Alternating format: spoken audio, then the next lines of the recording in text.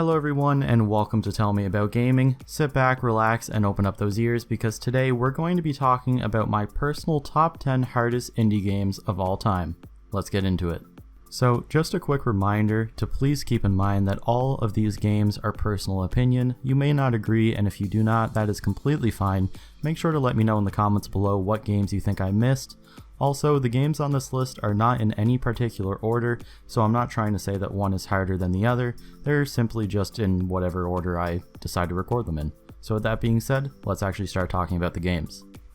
Now, for the first game on this list, let's talk about Titan Souls. You play as a singular hero who is wielding but one arrow in an unforgiving world that is filled with great artwork, music, and design. While the game is more on the short side compared to most of the titles that are featured on this list, it still does offer a fantastic and unique experience to players who are looking for a good challenge. With many unique bosses to take on, this game should keep you on your toes to figure out the best way to bring these foes to their knees. Titan Souls may not be a huge game, but it is certainly one that packs a punch.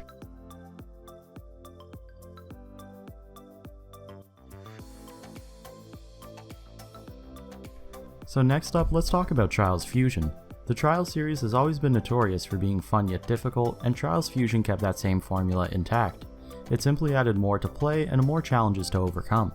A platforming racer filled with user-generated content, varying levels of difficulty, a bunch of maps created by the developers, and plenty of competitions and challenges to take on, Trials Fusion provides players with an endless stream of content to enjoy in the game and to attempt to conquer.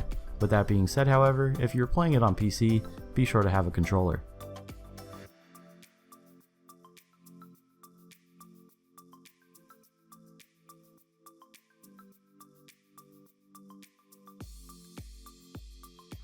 So now, let's talk about Dead Cells. Dead Cells is a roguelike Metroidvania action platformer that is looking to provide players with an extremely difficult environment to overcome, often being referred to as a 2D Dark Souls. The game features no checkpoints, meaning players will have to carry out their gameplay as smartly as possible and with making as little mistakes as they can.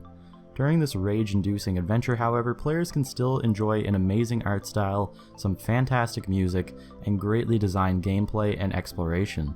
The game is still in early access, yet it still manages to surpass many AAA games developed by studios with million-dollar budgets.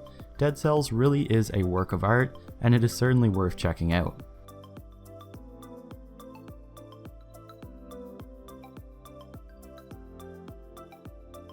Next up on the list, we have VVVVV. This game is kind of a classic at this point, considering it was released 7 years ago, but it is still one of the most interesting and weird platforming games to ever grace PC gaming. Oh, and did I mention, it also happens to be hard as The game revolves around one simple idea. What if instead of jumping, players reverse gravity? This mechanic leads to extremely interesting challenges and level design, making players think smartly about their decisions and timing and how to put the feature to use. If you haven't checked out this game yet in all the years it's been released, make sure to go give it a look. It probably will not disappoint.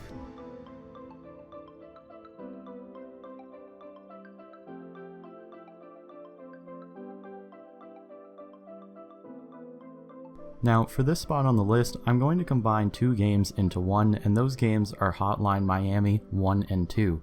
Also, I cannot show much of this game as YouTube will mark it as not advertiser friendly, so for that reason I'm simply just going to have to put a picture up, and I do apologize about that, but we'll have some more video right after this game is done. Now, to put it simply, you die in one hit.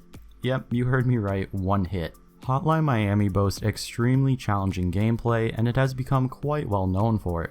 On top of that, the game features a very funky 80s type art style, and it looks great.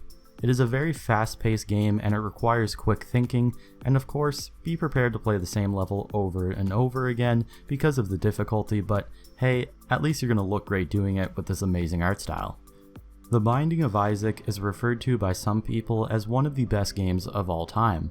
While I may not necessarily agree with that statement, it is hard to deny the absolute masterpiece design of this game.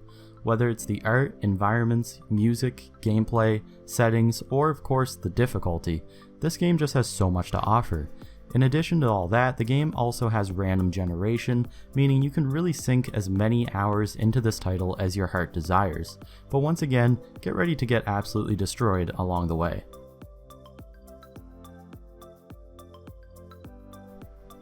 Now, at this point, I'm sure everyone watching this video has seen this game in some form, but if not, here it is. N++ is a platforming game which may look and seem very simple on the outside. However, as soon as you start playing the game, you're going to quickly realize that that is not the case. With over 2,000 levels to overcome, players are challenged to achieve victory over increasingly hard environments, which can only be achieved by absolute mastery of the controls and the game itself. N++ may look quite simple, but on the inside, it's quite amazing. If you're a fan of the platforming genre and have not played this title yet, please do yourself a favor, go ahead and buy it, and then just watch your jaw drop in awe.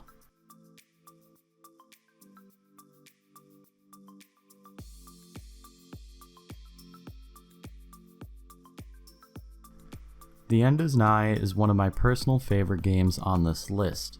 Why? Well, there's a lot of reasons, but I simply love the controls, the art style, the environments, the main character, the setting, the premise, and a bunch more. It was created by the fantastic Edmund McMillen, and it does not disappoint. With over 600 levels to beat, collectibles to collect, and exploration to do, the game will always keep you busy, and of course, as I'm sure you may have suspected, the game is rather hard. However, similar to other McMillen titles, it is not unfair. If you're losing, chances are it's because of you, not the game.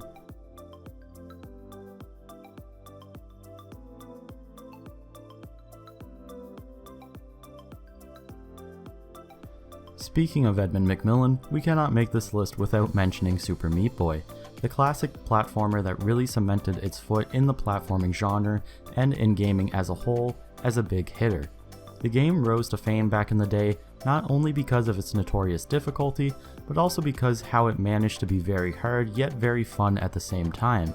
Sure, sometimes you will just get fed up, throw your controller at your monitor, list your PC for sale, move to Antarctica and live in isolation for the rest of your life, but outside of those little moments, you're gonna have an endless amount of fun in this amazingly crafted world that's filled with fun and interesting characters, environments, and levels.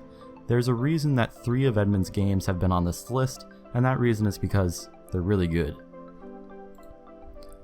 Now finally, for the last game on this list, we of course couldn't talk about this subject without talking about Cuphead, the viral indie game of 2017. Whether or not you want to hate this game for its popularity, there's no denying how beautifully crafted and made it is. This game was a labor of love and it shows.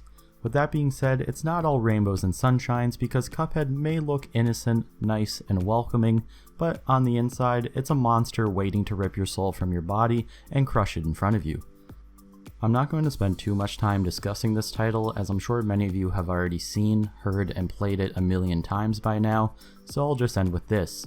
There's a reason Cuphead became so popular, so if you have not played it yet, please go give the game a try. I think you'll really enjoy it. So everybody, that is going to be it for this video. Hopefully you enjoyed it. If you did, make sure to leave a thumbs up. If you enjoy this type of content, subscribe to the channel. And if you think I missed any games or you want to suggest future videos, make sure to leave that in the comments below. I'm always reading them. As always, thank you so very much for watching. I really do appreciate it. We are so close to 1,500 subscribers and I cannot thank any of you enough for that. So I once again just really want to thank you for watching and for tuning into the channel. It's always very much appreciated, and I will see your beautiful minds in the next video.